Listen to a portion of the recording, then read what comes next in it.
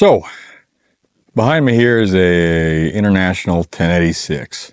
These were produced between 1976 and 1981.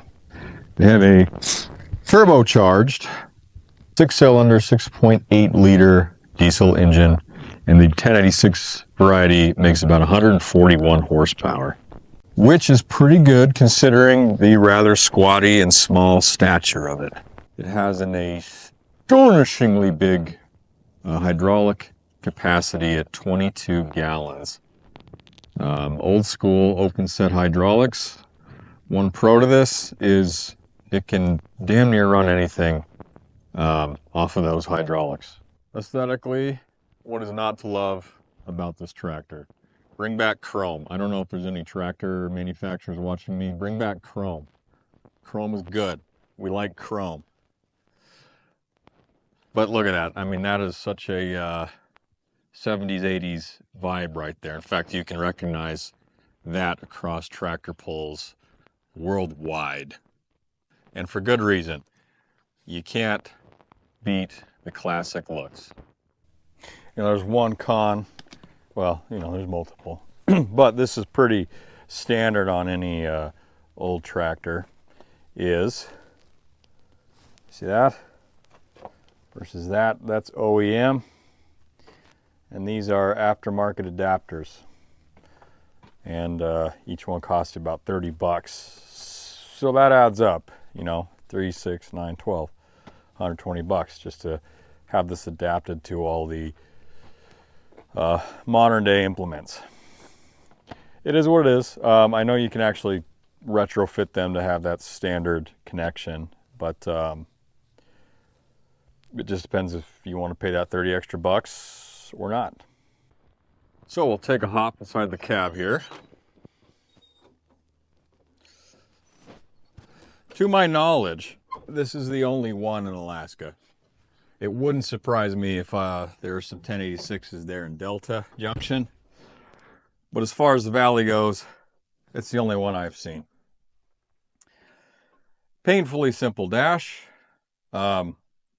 This one you can see has 6,500 hours on it. That has not worked. I don't really have any desire to make it work, I'll be honest. Here's the problem with those old electronics is they are wicked expensive to replace. No one makes them anymore, and they fail because they're old. So generally when they fail, they just fail. It's kind of a bummer because you'd like everything on the dash to work. But till my soldering skills get better, it's going to stay dead. Great visibility here. You can see you got the tow windows. Don't mind the mess around the barn here. It's that type of year. Glass all around you. AC, that old school pre-R134 AC, so it's kicking ass. Previous owner actually redid the speakers. I added a Bluetooth radio. But other than that, she's pretty much bone stock here. The transmission, that's one complaint. It is tight.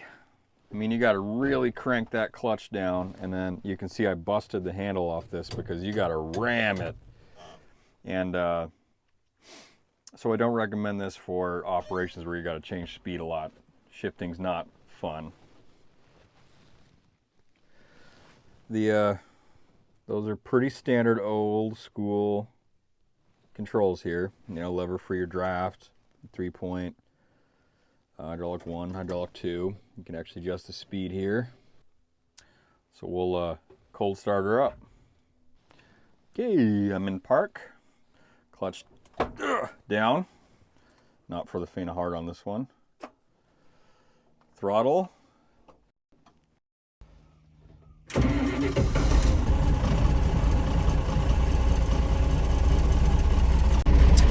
Beautiful sound. I'm actually going to shut her off here because I'm about to change oil, and I don't know about you, I don't like burning hot oil. Oddly enough, both doors fully articulate with steps on either side, but this side's a pain in the butt to enter and exit, so what are you going to do? You can see here I'm actually about to just begin maintenance. One thing I truly love is just how easy maintenance is on this tractor. You can see right there, oil filters, coolant filter.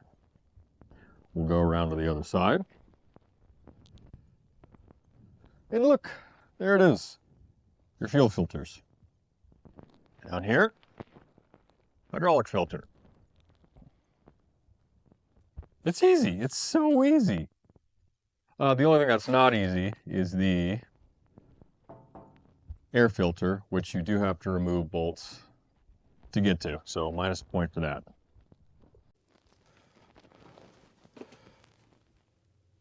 Six screws.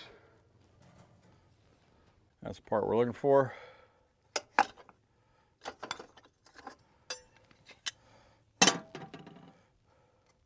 Wonder how bad this is. Pretty bad.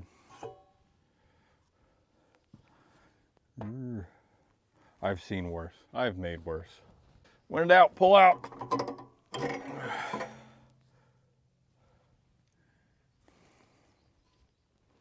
That's actually in better condition than I thought, so that's good news. Good news! Had a new one. So you see, February of '97, and that external air filter must really be doing its job because I couldn't blow out any dust on this. And luckily, we got a brand spanking new one of those.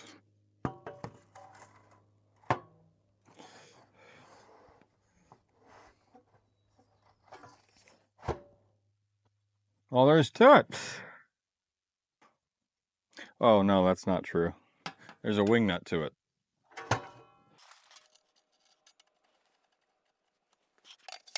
It's crazy that a filter can be as old as my wife and still kicking. My wife's not old, just in case you're watching. But the filter is, if that makes sense. Where to put the thing? Oh, I feel like there was a lid to that. Was there a lid to that? Or is it really? Well, and all there is to it.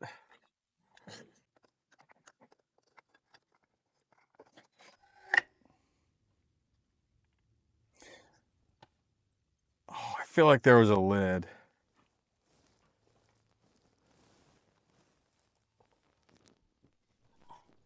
Well.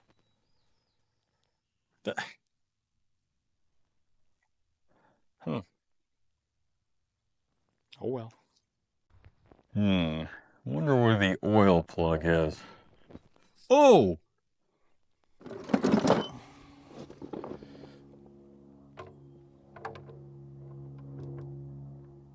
Lucky winner. Got my udder guard here. Homemade.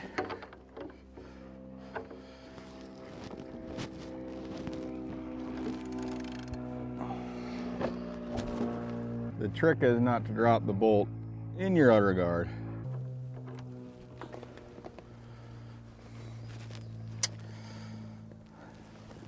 That's only one season, Alaska season, on the oil. Cheap insurance. Recommend you always do it. What kind of oil do I use?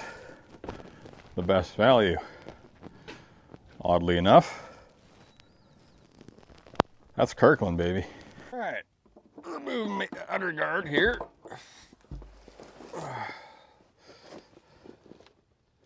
Take that honker drain plug.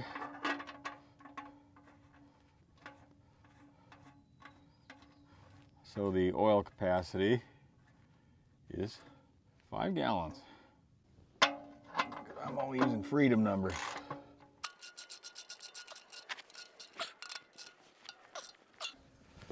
Easy.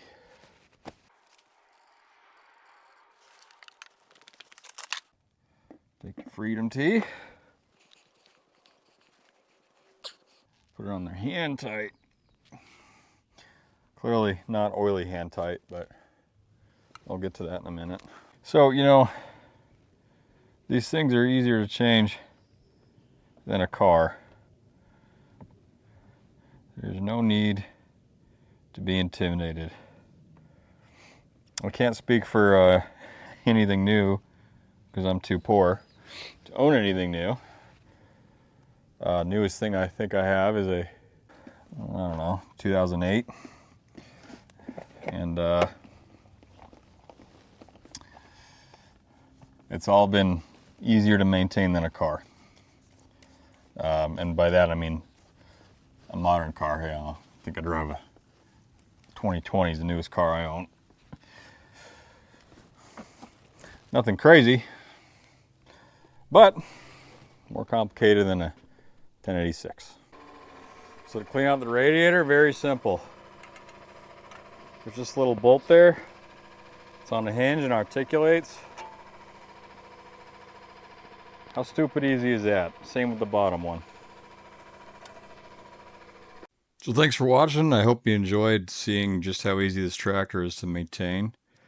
I love it. We hook it up to the mower all summer because the mower's a pain. It's a 3-point hitch attached one. And stick around. You'll see it in action all summer long.